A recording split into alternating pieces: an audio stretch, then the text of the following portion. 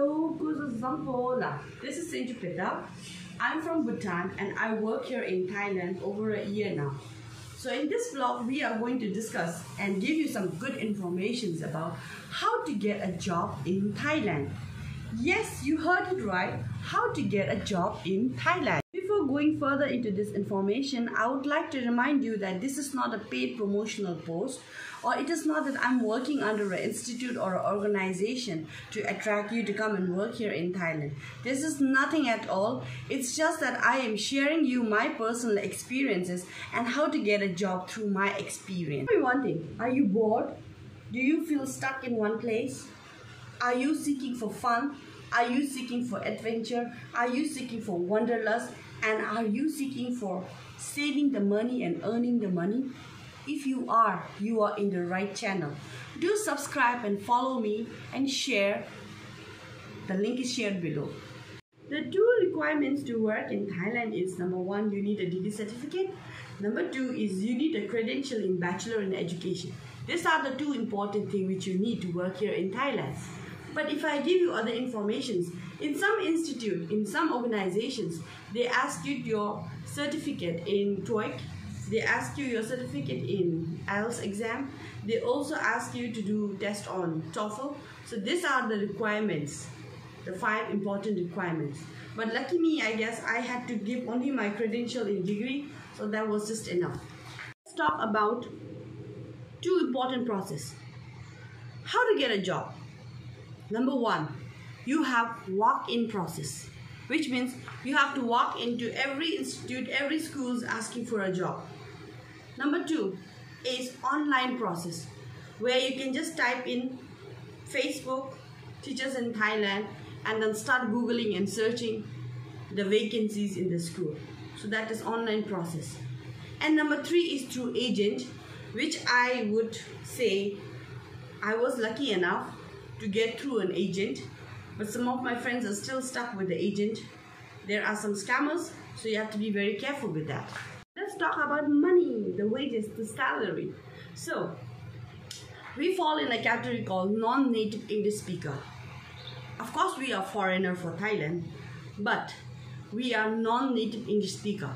So we would be paid minimum of 20 and maximum of 36 to 46,000, depending on how good you are, how excellent you work, how hardworking you are, depending on your process, depending on your progress, they would pay you. But if you got a job, or if you are wanting to apply for the job, you should never say you want below 20K. You have to always say, you have to always quote your price 20K and above.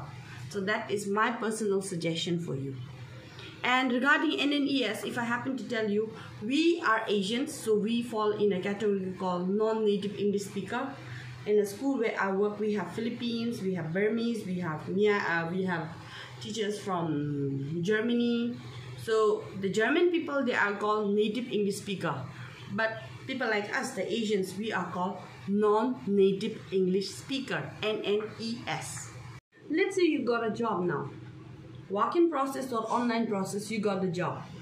Now, the next process would be producing your non-B visa. We already know that when people travel to Thailand for a shopping and for adventure and stuff like that, we go for visa on arrival, which is for only a month, 31 days, if I'm not wrong. But for a person who is working in Thailand, you need to produce a visa called non-B visa. If you produce that from Bhutan, it would cost you only 9,600 to 9,800, and that non-B visa is going to last for 3 months. Within that period of 3 months, the school will produce your work permit and the visa.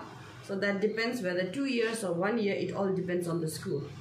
And if you are here in Thailand, you did the walk-in process or the online process, and if you have to make a visa, use ahead. You cannot go back home. If you go back home, you have to fly back. If you fly back, you need to pay for the air ticket.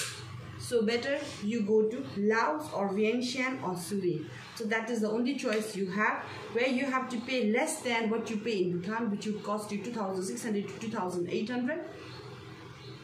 But you have to travel. You have to take a risk. As I said, you have to be street smart. So if you are street smart and if you can take a risk and go to the Laos or Surin or Vientiane, then you can probably get the visa. I did that for the first time and I didn't. And I went twice and I got it. So this is how I got my non-B visa. And as I said earlier, a reminder, I am not the person who is going to give you a job. I am just giving you the information to how to get a job in Thailand and the process.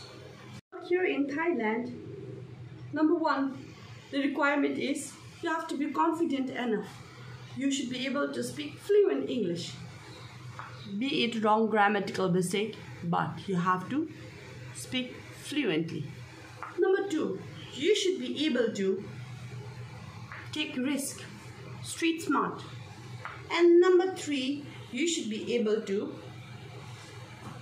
talk confidently, walk confidently, carry yourself confidently. So that is the most important thing. So when I talk about that online process, walk-in process, they interview you straight away. But online process, they will ask you to send an introduction video.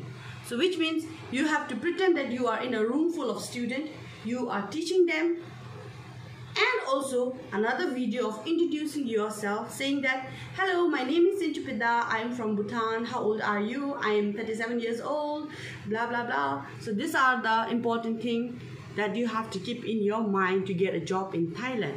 So for further information, subscribe in my YouTube channel, which I have shared below, and my Facebook channel too. I hope you enjoy watching this, and then also it was quite informative for you all. If you have more questions to ask, please do let me know in my comment section. Bye bye. Thank you so much. Until next time.